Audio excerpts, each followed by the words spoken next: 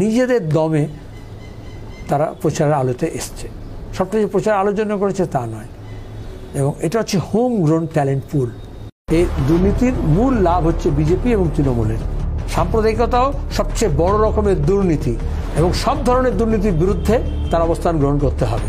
দুর্নীতি আর দুষ্কৃতির যোগ হয়েছে, মাফিয়া তবেই তৈরি হয়। তাহলে এই মাফিয়া রাজের বিরুদ্ধে যদি লড়তে হয়, সেখানে যোগী, অমিত শাহ, মোদির বিরুদ্ধে যেরকম বলতে হবে, পিসি ভাইপোর বিরুদ্ধে বলতে হবে। পুলিশ নেতা নেত্রীদের পাহারার জন্য নয়, মহিলাদের নিরাপত্তার জন্য, দাঙ্গা রোখার জন্য, দাঙ্গাবাজদের পাহারা দেওয়ার জন্য নয়।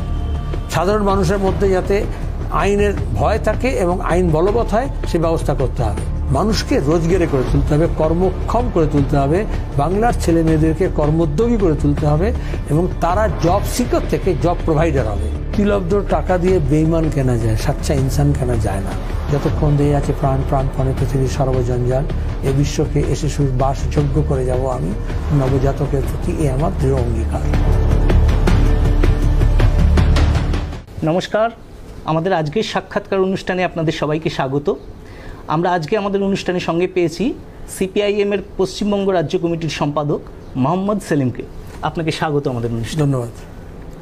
আমরা আজকের আলোচনা শুরু করব, আপনাকে শুরুতেই যে প্রশ্নটা করব সেটা হচ্ছে যে তৃণমূল এবং বিজেপি বিরোধী যে ঐক্য গঠন করে লড়াইয়ের ডাক আপনারা পশ্চিমবঙ্গে দিয়েছিলেন, পশ্চিমবঙ্গের রাজনীতিতে যে বাইনারি একটা রাজনৈতিক দ্বিমেরু পরিস্থিতি তৈরি করা হয়েছে, সেই পরিস্থিতিতে এই নির্বাচনী লড়াইতে সেই বাইনারি কি ভাঙা সম্ভব হয়েছিল? পঞ্চায়েত নির্বাচনের পর থেকে সেটা ভাঙতে শুরু করে। তারপরে দুর্নীতি বিরোধী আন্দোলন ক্রমাগত, যে চোর তাড়াও, গ্রাম জাগাও, চোর তাড়াও, চোর ধরো, জেল ভরো, যারা বলেছিল বিজেপি, তৃণমূল এবং তার মুখাপেক্ষী বিভিন্ন সংগঠন এবং মিডিয়া যে কারাপশন কোনো ইস্যু নয় বাংলায়, তারা ঘরের টাকা থেকে, 100 দিনের কাজের টাকা থেকে, চাকরির নিয়োগের দুর্নীতি থেকে, সরকারের সমস্ত জায়গা থেকে, এবং ইলেকট্রাল বন্ডে দেখতে পাচ্ছে এই দুর্নীতির মূল লাভ হচ্ছে বিজেপি এবং তৃণমূলের। তারাই এটাকে সাস্টেইন করেছে এবং একটা দুর্নীতিতন্ত্র তৈরি করেছে, এবং একে অপরের দুর্নীতিগ্রস্ত নেতা আদান প্রদান করেছে।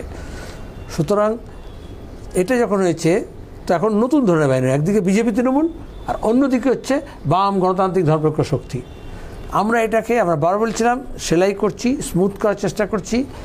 এই প্রথম বামফ্রন্ট 42টা আসনে লোকসভায় 52 পদ থেকে এই প্রথম আমরা আসন সমঝোতা করছি বাম নয় এমন শক্তির সঙ্গে। সেখানে দাঁড়িয়ে খুব ভালো হতো কংগ্রেস এবং আইএসএফ দুটোই আসত।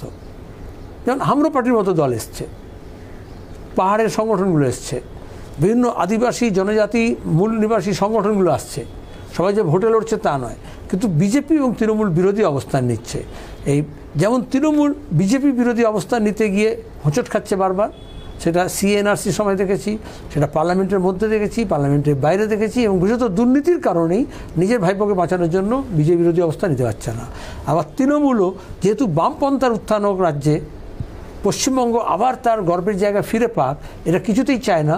এই জন্যই তারা মমতার চাষ করেছিল, তৃণমূলের চাষ করেছিল। সব তারা তৃণমূলটাকে টিকিয়ে রাখতে চায়, আর তৃণমূলকে টিকিয়ে রাখার জন্য হাজার হাজার কোটি টাকা খরচ করে, ইলেকট্রাল বন্ডের টাকা খরচ করে, মিডিয়ার মারফত এই বাইনারিকে রিইনফোর্স করার চেষ্টা করছে।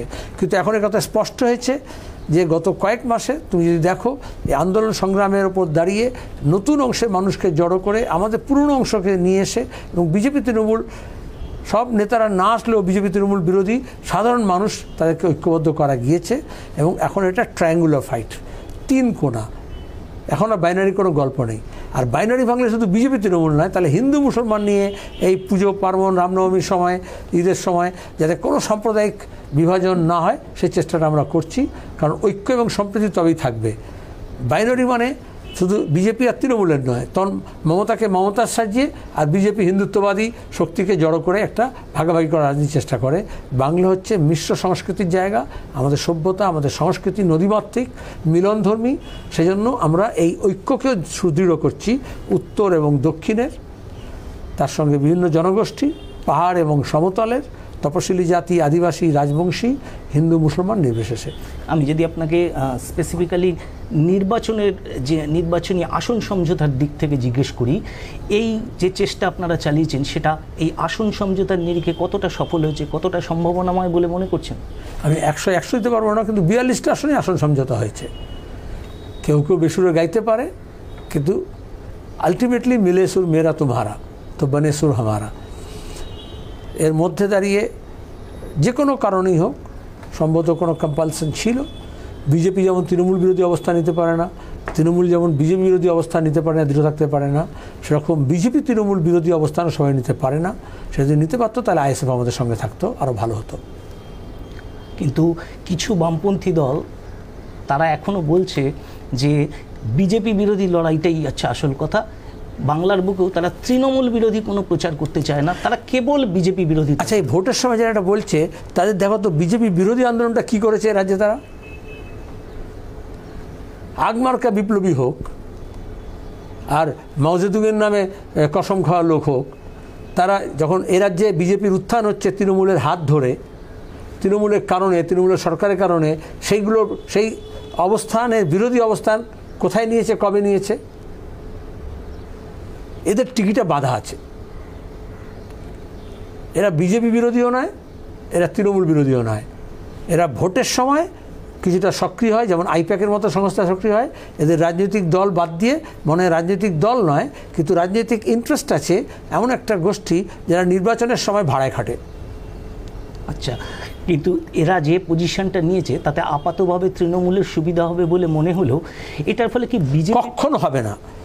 বিজেপি বিরোধী অবস্থান যদি দৃঢ় করতে হয় তাহলে সাম্প্রদায়িকতা বিরোধী অবস্থান নিতে হবে, এবং এটা বলতে হবে সাম্প্রদায়িকতাও সবচেয়ে বড় রকমের দুর্নীতি, এবং সব ধরনের দুর্নীতির বিরুদ্ধে তার অবস্থান গ্রহণ করতে হবে। তুই ছোট শয়তান বড় শয়তান বলতে হবে না, তুমি শয়তানির যদি বিরুদ্ধে হও তাহলে শয়তানের বিরুদ্ধে হবে। তুমি যদি অন্যায়ের বিরুদ্ধে হও তাহলে কোনটায় একটা ধর্ষণ কোনটা গণধর্ষণ এই তফাৎটা করা যাবে না। ধর্ষণের তুমি বিরোধিতা হতে হবে, নির্যাতনের বিরোধী হতে হবে। তৃতীয়ত, আজকে এ রাজ্যে তৃণমূলের বিরোধী অবস্থান না নিয়ে শুধুমাত্র বিজেপি বিরোধী অবস্থান যদি নেওয়া হয়, সেটা পারতপক্ষে বিজেপিকে মদত দেয়। কারণ একটা বড় অংশের মানুষ এবং নির্বাচক মণ্ডলী বিজেপির পক্ষে গিয়েছেন তৃণমূল বিরোধী অবস্থান থেকে। সুতরাং তুমি কেন এই তৃণমূল বিরোধী মানসিকতা সম্পন্ন মানুষকে বিজেপির দিকে ঠেলে দেবে? তুমি যেমন বিজেপি বিরোধী হবে, তেমনি তোমার তৃণমূলে যত রকম অন্যায় আছে, দুর্নীতি আছে, তারও বিরুদ্ধে বলতে হবে। লড়াইটা হচ্ছে দুর্নীতি আর দুষ্কৃতির বিরুদ্ধে। দুর্নীতি আর দুষ্কৃতির যোগ হয়েছে, মাফিয়া তবেই তৈরি হয়। তাহলে এই মাফিয়া রাজের বিরুদ্ধে যদি লড়তে হয়, সেখানে যোগী, অমিত শাহ, মোদির বিরুদ্ধে যেরকম বলতে হবে, পিসি ভাইপোর বিরুদ্ধে বলতে হবে।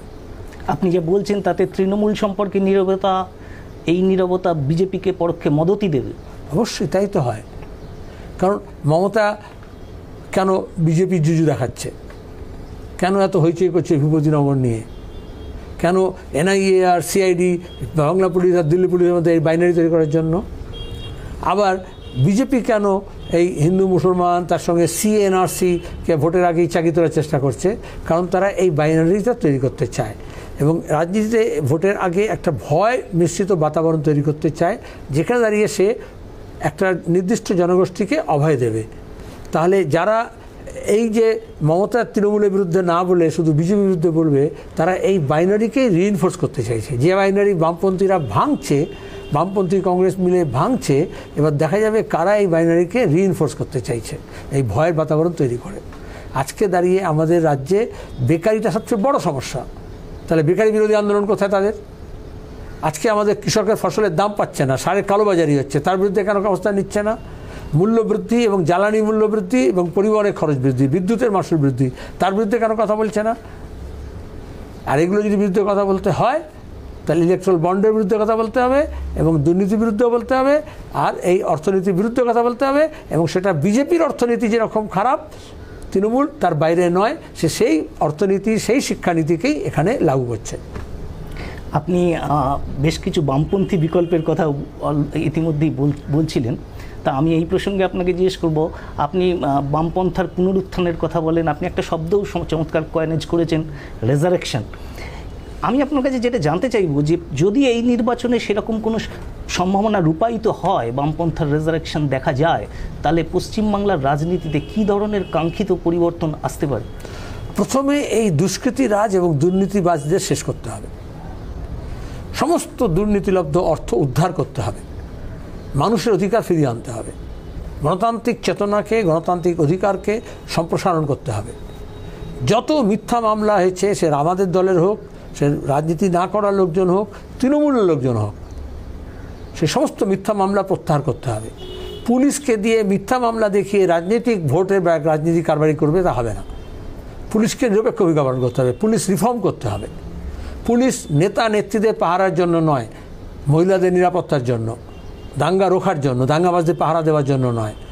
সাধারণ মানুষের মধ্যে যাতে আইনের ভয় থাকে এবং আইন বলবৎ হয় সে ব্যবস্থা করতে হবে। টাকার খেলা বন্ধ করতে হবে।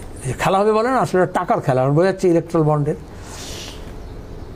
এই দলত্যাগ, এক দল থেকে আরেক দল রাতারাতি পাল্টানো, এটা পাল্টি খাওয়াটাকে পাল্টাতে হবে। এটা পশ্চিমবঙ্গের সংস্কৃতির সঙ্গে ছিল না। আমাদের শিক্ষা, আমাদের শিক্ষা প্রতিষ্ঠান, আমাদের শিক্ষা বাতাবরণকে আবার নতুন করে গড়ে তুলতে হবে। আমাদের স্বাস্থ্য পরিষেবাকে আরও মজবুত করতে হবে। মানুষের দুয়ারে স্বাস্থ্য পরিষেবা নিয়ে যেতে হবে। শুধুমাত্র বড় বড় উঁচু হাসপাতালে গেট নয়, একেবারে subsidiary health centre, primary health সেন্টারকে যেখানে সার্ভিস দিতে পারে সেটাকে আরও ইকুইপ করতে হবে। হাজার হাজার পদ শিক্ষকের এবং চিকিৎসকের এবং চিকিৎসাকর্মীর, শিক্ষাকর্মীর খালি আছে, সেগুলোকে পূরণ করা হবে। কয়েক লক্ষ পদ। তার সঙ্গে দাঁড়িয়ে সে সমস্ত নিয়োগ দুর্নীতি মুক্ত হবে, সুষ্ঠু নিয়োগ পদ্ধতি মেনে হবে। ব্যাকলগুলো পূরণ হবে। ব্যাকলগ পূরণ করতে গিয়ে যে নিয়োগ হচ্ছে না, দুর্নীতি হচ্ছে, তাতে SC STদের যে রিজার্ভেশন আছে, OBCর যে রিজার্ভেশন আছে, সেটা তৃণমূলের মন্ত্রী দেখলে সেই রিজার্ভেশনের বিরুদ্ধে কথা বলছে, বিজেপি তার বিরুদ্ধে। তাহলে আমরা SC ST OBC রিজার্ভেশনের ব্যাকলগ পূরণ করব, তাহলে সে মানুষের অধিকার পাবে। 3 হচ্ছে যত রকমের এই ভাতা আছে কেন্দ্র এবং রাজ্যের, সেগুলো আমাদের সময় চালু হয়েছিল, আমরাই লড়েছিলাম এবং কেন্দ্রীয় ভাতাগুলোকে রাজ্য সরকারের কাছে এবং পঞ্চায়েতের কাছে পুরসভাতে দেওয়া হয়েছিল। সেগুলো দুর্নীতি বন্ধ করলে, লিকেজ বন্ধ করলে যে যতজন পাচ্ছে তার থেকে বেশি পাবে, যতটা পাচ্ছে তার থেকে দ্বিগুণ পাবে। সেই ব্যবস্থাকে আমরা এনশিওর করতে হবে। কিন্তু মানুষকে রোজগারে করে তুলতে হবে, কর্মক্ষম করে তুলতে হবে, বাংলার ছেলে মেয়েদেরকে কর্মোদ্যোগী করে তুলতে হবে এবং তারা জব সিকার থেকে জব প্রোভাইডার হবে। তাদের চিন্তা, চেতনা, দক্ষতা, শিক্ষা, মেধা দিয়ে তারা গোটা দেশকে নতুন করে পথ দেখাবে। আমাদের সাংস্কৃতিক বাতাবরণকে আবার সেই মিলনধর্মী ঐক্যে সুষমামণ্ডিত এবং সৃজনশীলতায় উদ্বুদ্ধ করতে হবে। একটা নতুন জাগরণ হবে সেখানে।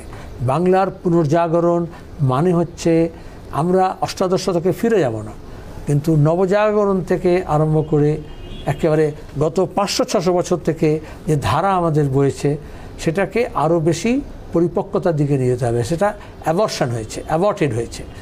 এখানে দাঁড়িয়ে একটা সিনথেটিক কালচার আরোপ করা হয়েছে। সেখানে এই মিডিয়ার মেগা সিরিয়ালগুলো বলো, এই রিয়েলিটি শোগুলো বলো, এই বার ডান্সারদের নিয়ে এসে নাচানো কাঁদানো বলো, এবং সব মিলিয়ে একটা বিকৃত একটা সংস্কৃতি জন্ম দেওয়া হয়েছে। এটা রাজনীতিতে বিকৃতি হয়েছে বলেই এই সংস্কৃতির বিকৃতি এসছে।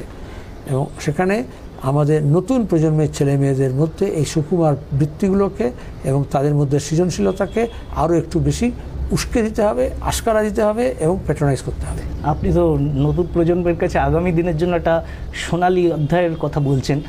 আমরা এই কথাগুলো, এই দাবিগুলো নিয়ে বাংলায় যৌবনকে রাস্তায় নামতে দেখেছি সাম্প্রতিককালে, এবং রীতিমতো তারা আলোড়ন ফেলেছিল। আজকে নির্বাচনের সময় আপনি কি মনে করেন যে যৌবনের এই আলোড়নের প্রভাব পড়বে? অবশ্যই। আজকে আমাদের CPIM-এর নির্বাচনের স্লোগানটা কি? হক, রুটি, রুজি। এই অধিকারের কথা, ইনসাফের কথা, অন্যায় বিরুদ্ধে ন্যায় প্রতিষ্ঠার কথা, গণতান্ত্রিক অধিকার পাওয়ার কথা, মানবাধিকার ফিরে পাওয়ার কথা। তার সঙ্গে যেটা রুটি এবং রুজির প্রশ্ন, যেটা প্রতিদিন মানুষ সমস্যা। যেভাবে জ্বালানি খরচ বেড়েছে, যেভাবে আয় কমেছে, যেভাবে খাদ্যদ্রব্যের যে দাম বেড়েছে, ওষুধপত্রের দাম বেড়েছে, পরিবহনের দাম বেড়েছে, তাতে মানুষ সর্বশান্ত হচ্ছে। আমাদের যে ডিপোজিট ন্যাশনাল লেভেলে হোক, রাজ্য লেভেলে হোক, আমাদের সেভিংস কমে গেছে অ্যাভারেজ। দিন আনি দিন খায় অবস্থা হচ্ছে। তাহলে এই যে নতুন প্রজন্মের কথা বলছো, তাদের ভবিষ্যতের জন্য কিছু রাখা যাচ্ছে না। অথচ মানব সভ্যতা এগিয়েছে, সে যতটা সে তৈরি করে সবটা কনজিউম না করে কিছুটা বাড়তি রেখে দেয়, তার পরের প্রজন্ম সেখান থেকে শুরু করে।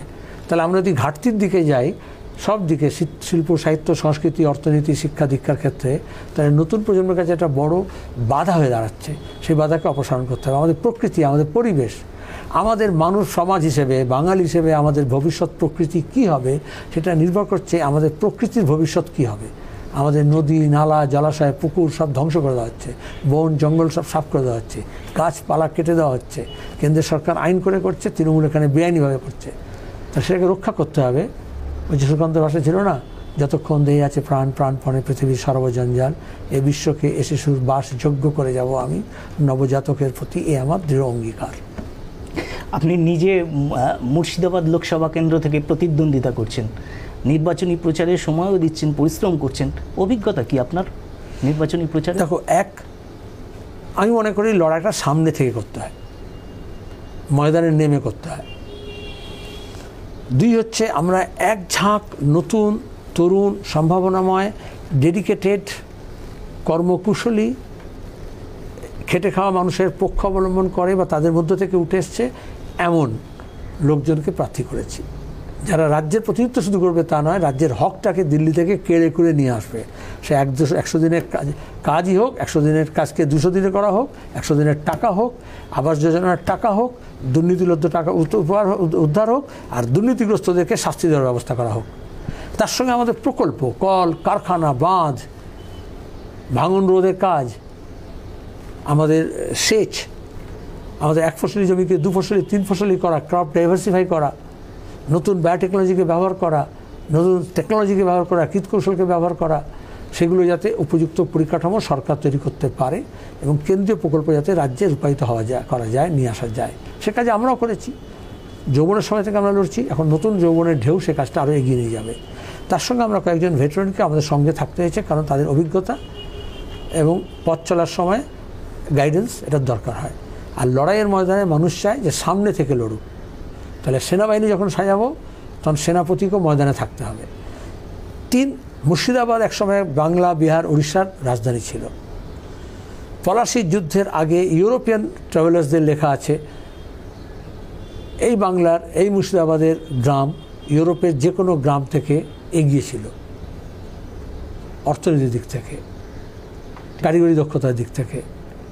আজকে তারাই পরিযায়ী শ্রমিক, আজকে যোগাযোগ ব্যবস্থা নেই। দেশ ভাগ হওয়ার ফলে আমাদের বাংলা এরকম উত্তর পূর্ব এরকম একটা লম্বা রেখা হয়ে গেছে। তাহলে যদি তোমাকে কোনো শহর, কোনো নগরায়ন, কোনো উন্নয়ন যদি করতে হয়, তাহলে আসলে নর্থ সাউথ, ইস্ট ওয়েস্ট এই পরিসর বাড়াতে হয়।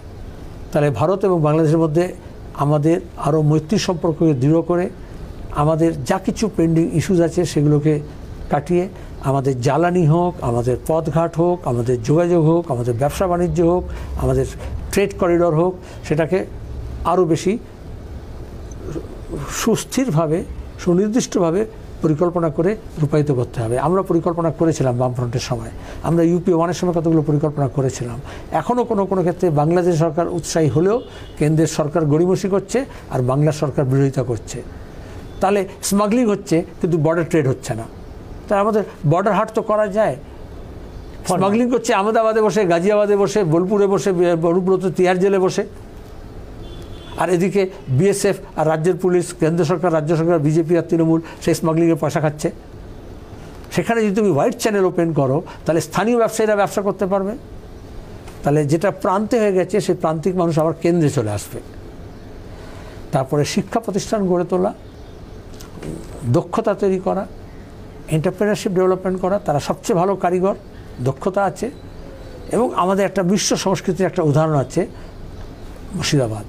আমি নিজে যখন সংখ্যালঘু উন্নয়ন দপ্তরের মন্ত্রী ছিলাম 3 বছরের জন্য, পর্যটন মন্ত্রী মানব মুখার্জি ছিল, আমরা তখন হাজারদুয়ারিতে 2 বাংলার পর্যটনকে বাড়ানোর জন্য হাজারদুয়ারি উৎসব চালু করেছিলাম। এখন এত মেলা খেলা হচ্ছে কিন্তু হাজারদুয়ারি উৎসব বন্ধ।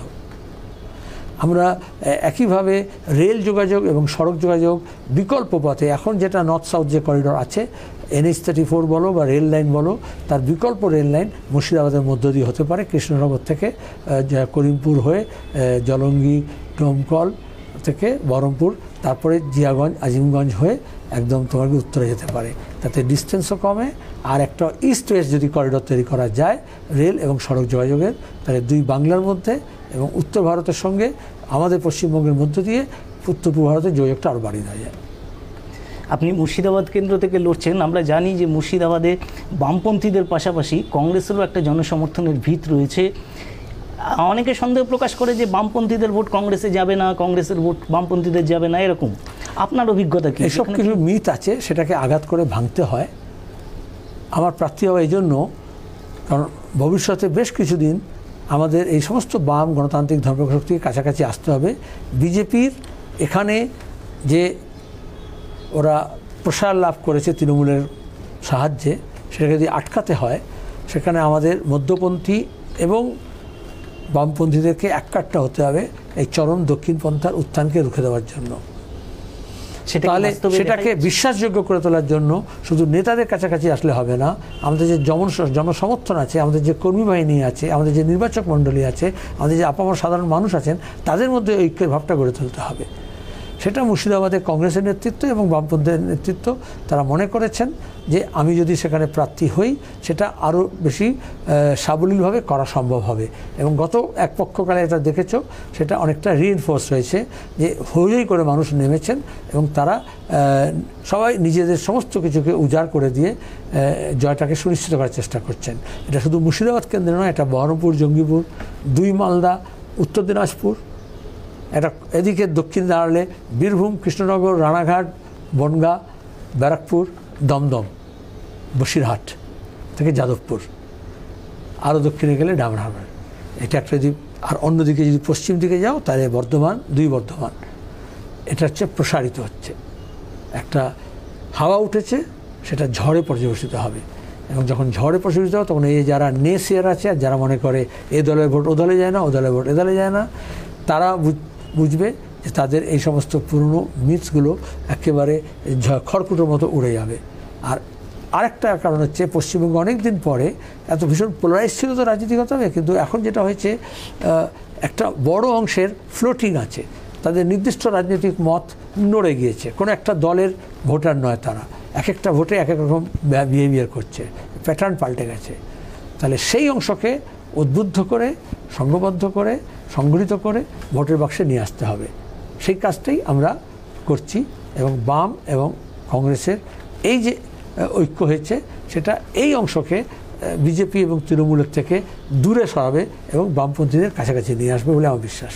কিন্তু বিগত নির্বাচনগুলোতে, বিশেষ করে পঞ্চায়েত নির্বাচনে আমরা দেখেছি যে মানুষকে এইভাবে যে সংগঠিত করছেন বা করার চেষ্টা করছেন, সেইটাকে ভেঙে দেওয়ার জন্য একটা তীব্র সন্ত্রাস এ রাজ্যে আমরা দেখেছি, যেটা কার্যত ভোটাধিকার, যে গণতান্ত্রিক অধিকার, সেটা তারা মানুষ প্রয়োগ করতে পারেননি। এবার যদি এরকম কোনো কিছু হয়, কেন্দ্রীয় বাহিনী বা নির্বাচন কমিশনের উপর ভরসায় কি সেটা রক্ষা করা যাবে? তখনও বলেছিলাম রাজ্য বাহিনী, কেন্দ্র বাহিনী নয়, মানুষের বাহিনী গড়ে তুলতে হবে। এবং পঞ্চায়েত নির্বাচনে এটা অনেকটা ভাঙা গিয়েছে, যেখানে প্রতিরোধ স্পৃহা জাগানো গিয়েছে, যেখানে যৌবনের ঢল নেমেছে, মহিলারা নেমে এসছেন, স্থানীয় মানুষরা নেমেছেন, প্রান্তিক মানুষরা নেমেছেন, সেখানে এই সন্ত্রাসকে রুখে দেওয়া গিয়েছে। এবং এই সন্ত্রাস রোধের মধ্যে পঞ্চায়েত নির্বাচনে দেখেছ মুর্শিদাবাদ, মালদা, বর্ধমান, নদিয়া, হুগলি, এগুলো একটা বড় ভূমিকা পালন করেছে। উত্তর চব্বিশ পরগনার বিস্তীর্ণ অংশ সেই ভূমিকা পালন করেছে। আর অন্যান্য জেলার নাম বললাম না। তাহলে এটা ক্রমাগত এই মানুষের যে আকাঙ্ক্ষা আরও তীব্রতর হয়েছে, প্রতিরোধী স্পৃহা জাগানো গিয়েছে, যার জন্য আমার উপর এত সব নালিশ করছিল। কেন এই মুর্শিদাবাদের ভগবানগোলারই তো ছবি আমি দেখিয়েছিলাম, শুধু বাঁশগুলোকে কাটারি দিয়ে কাটছিল, তাতেই অনেকে জ্বালা ধরে গেল। এদিকে পাইপ বোমা তৈরি হচ্ছে, এদিকে স্মাগলিং হচ্ছে আর্মসের, এখানে কারখানা তৈরি হয়েছে সমস্ত গুলিগোলার আর বোমার, সেগুলো থেকে দৃষ্টি সরানো হচ্ছে। প্রতিরোধ গড়ে তোলা গিয়েছিল এবং যারা মানুষের রায়কে ভাঙতে চেয়েছিল তাদের অনেকেরই কোমর ভাঙা গিয়েছে। আর তার উপর দাঁড়িয়ে দুর্নীতির বিরুদ্ধে যে আন্দোলন সংগ্রাম, সেটা তীব্রতর হয়েছে, যার ফলে মানুষের মেজাজ আরও বেশি চড়েছে। আর দুর্নীতিগ্রস্তদের, দাঙ্গাবাজদের, সাম্প্রদায়িক শক্তিদের অনেকটা ভয় তৈরি হয়েছে, তারা একটা গুটিয়ে গিয়েছে। এইবার রাজ্যপাল এসে মাঝে মাঝে নাটক করেন, পঞ্চায়েত নির্বাচন দেখেছি তাদের কিছু হয় না। কেন্দ্র বাহিনীকে অকেজো করে রাখা হয়েছিল, কিন্তু এটা রাজ্য নির্বাচন কমিশন নয়, কেন্দ্রীয় নির্বাচন কমিশন। আর 2 হচ্ছে গোটা দেশের নির্বাচন। আর এই জন্য আমরা প্রার্থী হয়েছি। অধীরবাবু এবং মোহাম্মদ সেলিম প্রার্থী হওয়াতে মুর্শিদাবাদে অনেক বেশি নজর থাকবে, মিডিয়ার থাকবে, অবশ্যই ইলেকশন কমিশনের থাকবে, স্টেট মেশিনারির থাকবে, এবং আমরা সজাগ এবং সতর্ক থাকব। সুতরাং আমার মনে হয় যে আর এই ভোট আর একটা ব্যালট পেপারে ভোট নয়, বুথে নিয়ে যাওয়া এবং ভিভিপ্যাট আর বুথ ইভিএম, আমরা সেটাকে চাইছি যাতে সেটা পরীক্ষিত হয় ঠিকমতো এবং সেই ভোটটা ঠিকমতো সংরক্ষিত হয় এবং গণনা হয়। অনেকগুলো স্তর আছে, আমরা শেষ চেষ্টা করব, শেষ মেশ মানুষের মত যাতে নির্বাচনে প্রতিফলিত হয়। আপনি মানুষের মতের কথা বলছেন, সেক্ষেত্রে মাসেল পাওয়ার যেরকম একটা দিক, আর একটা দিক মানি পাওয়ার। আমরা এই সময় ইলেকটোরাল বন্ডের যে বিপুল কালো টাকা নির্বাচনে ব্যবহার দেখেছি, যেটা প্রকাশ্যে এনেছে আপনাদেরই পার্টি তাদের মামলার ফলে, উল্টো দিকে বিভিন্ন রকম দুর্নীতি, এরা যে দুর্নীতির টাকা দেখেছি, সেই বিপুল টাকা যখন এই দুই শাসক দল ব্যবহার করবে, তার প্রতিরোধে বা তার বিপরীতে দাঁড়িয়ে আপনাদের লড়াইয়ে জনসমর্থন তৈরি করবার জন্য এটা তো একটা চ্যালেঞ্জ। কেননা পাবলিক ওপিনিয়ন, মানুষের মত, সেটা তো এখন কমিউনিকেশনের মাধ্যমে অনেকটাই তৈরি করা। দেখো, দুর্নীতিলব্ধ টাকা দিয়ে বেইমান কেনা যায়, সাচ্চা ইনসান কেনা যায় না। তাহলে এই যে প্রতিদিন দেখছো এর ঘরের এমপি ওর ঘরে যাচ্ছে, এর ঘরের এমএলএ ওর ঘরে যাচ্ছে, ওর মন্ত্রী এর মন্ত্রী হচ্ছে, এর মন্ত্রী ওর মন্ত্রী হচ্ছে, সব মানুষকে তাই করছে? সেটা হয় না। এটা মূল্যবোধ কাজ করে। দ্বিতীয়ত, যারা মনে করে টাকা দিয়ে সব কিছু কেনা যায়, এটা মানুষের সঙ্গে মানুষের সম্পর্ক কেনা যায় না, মানুষের ভালোবাসাকে কেনা যায় না। ওরা দুষ্কৃতিকে ব্যবহার করছে, দুর্নীতিলব্ধ টাকা দিয়ে কেনা বেচার চেষ্টা করছে। সাগরদিঘিতে আমরা দেখেছিলাম কীভাবে মানুষ প্রতিরোধ করেছিল রাস্তায় নেমে, টাকা যখন বিলি করতে গিয়েছিল তাকে ঘিরে ধরেছিল গ্রামের মানুষ। সন্দেশখালীতে যেমন তৃণমূল গিয়েছিল বাহিনী নিয়ে অন্য আশেপাশের দ্বীপ থেকে, কীভাবে সবাইকে লঞ্চে পালাতে ব্যস্ত হয়ে পড়েছে, পুলিশের লঞ্চে করে পালিয়েছিল। তাহলে এই মেজাজটাকে ধরো। আজকে পঞ্চায়েতের আগে এবং পঞ্চায়েতের পরের মধ্যে পশ্চিমবঙ্গের পরিবেশ অনেকটা পাল্টেছে। আমি আপনাকে শেষ প্রশ্ন করব, সেটা হচ্ছে যে আপনারা চিরায়ত বা ট্র্যাডিশনাল যে সমস্ত প্রচার পদ্ধতি ব্যবহার করেন, তার সঙ্গে আমরা লক্ষ্য করছি এবার নির্বাচনে সিপিআইএম প্রচারে বেশ কিছু অভিনবত্ব এনেছে ডিজিটাল ফিল্ডে এবং অন্যত্র। আচ্ছা দেখো, কমিউনিস্ট পার্টি সবসময় চিরকাল নতুন ভাবনা, নতুন চিন্তা, নতুন মাধ্যম, এগুলো পরীক্ষা নিরীক্ষা করে। দেওয়াল লেখন থেকে শুরু হয়েছে, স্ট্রিট ড্রামা, ছড়া, কার্টুন, পথনাটিকা থেকে আরম্ভ করে গতবারে আমরা করলাম ফ্ল্যাশ মব, তারপর হচ্ছে তোমার কি আরও অন্যান্য হাল্লাগাড়ি। এবারও এরকম হেঁটে এবং নেটে আমরা ক্রিয়েটিভিটি ইনফিউজড ক্যাম্পেইন করতে চাই। আসলে রাজনীতিটা খুব বোরিং হয়ে গেছে। টাকা দিয়ে যদি হয় সেটা অনেকটা কেনা বেচার হবে, তো সেখানে ক্রিয়েটিভিটি ইনফিউজ নয়, সৃজনশীলতা নির্ভর। কমিউনিস্টদের কাছেই এই হিউম্যান ট্যালেন্ট পুল আছে, যাদেরকে আমরা ব্যবহার করছি। এগুলো লো কস্ট অথচ হাইলি হচ্ছে তোমার কি এফেক্টিভ সেই মাধ্যমগুলোকে। তার মানে পুরনো মিটিং মিছিল পথসভায় যে ঘরে ঘরে যাচ্ছি সেগুলো তো বাতিল নয়, সেগুলোকে আরও ধারালো করতে হবে। তার সঙ্গে দাঁড়িয়ে আমার পোস্টার, তার বয়ান, তার ছবি, তার সঙ্গে তার সোশ্যাল মিডিয়ায় এবং ফেসবুকে, হোয়াটসঅ্যাপে, সেলফিতে এবং আলটিমেটলি জায়গায় পাড়ায় মহল্লায় দোকানে সর্বত্র যাতে আমাদের মেসেজটা যায়। গত কয়েক বছর যেটা হয়েছিল, এই যে বলে ইলেকট্রাল বন্ডের টাকা দিয়ে, তার আগে ইলেকট্রাল বন্ড আসার আগে 2011 থেকে মিডিয়া কেনাবেচা করে নিয়ে, পেইড নিউজ করে দিয়ে, ফেক নিউজ করে দিয়ে সিপিআইএম বা বামপন্থীদেরকে প্রায় দৃষ্টির অগোচরে নিয়ে যাওয়ার চেষ্টা হয়েছিল। আজকে সেটা তারা পারছে না। ইনসাফ ব্রিগেড, ইনসাফ যাত্রার সময় দেখেছো, রেড ভলেন্টিয়ারের সময় দেখেছো, নিজেদের দমে তারা প্রচারের আলোতে এসছে। সবটা যে প্রচার আলোর জন্য করেছে তা নয়। এবং এটা হচ্ছে হোম গ্রোন ট্যালেন্ট পুল, সেটাকে আমরা আরও শার্পেন করেছি। আরও নতুনত্ব, অভিনবত্ব সবসময় আসবে। সবচেয়ে নতুন মাধ্যমকে, নতুন টেকনোলজিকে বামপন্থীরাই পারে আপন করে নিতে এবং সেটাকে আরও ধারালো করতে। তাদের দুটো লাভ হয়, যারা এই কাজটা করে তারা নিজের নিজের পেশার জায়গায় গিয়ে আবার শ্রেষ্ঠত্বের আসন নেয়। অতীতে যারা আইপিটিতে গিয়েছিল তারাই ফিল্ম ইন্ডাস্ট্রিকে ডমিনেট করেছে 50 বছর ধরে, নাট্য জগৎকে ডমিনেট করেছে, তারাই সাহিত্যের জগৎকে করেছে, শিল্পের জগৎকে করেছে। আর উল্টো দিকে ওই জগতেও বামপন্থী ভাবনা, চিন্তা, মূল্যবোধও চলে যায় তার দ্বারা। আর আমাদের এখানে বর্ষে বর্ষে নতুন নতুন ধারা চলে আসবে, যারা এখানে ট্রেন্ড হবে, ইনকিউবেশন হবে এবং তারপরে সমাজের অন্য অংশে, অন্য পেশায় গিয়ে তারা এই মূল্যবোধকে নিয়ে যাবে, আর আমরা আবার নতুন চারা জন্মাবে। অনেক ধন্যবাদ আপনাকে আমাদের এতক্ষণ সময় দেওয়ার জন্য। আপনাদেরও ধন্যবাদ আমাদের সঙ্গে থাকার জন্য।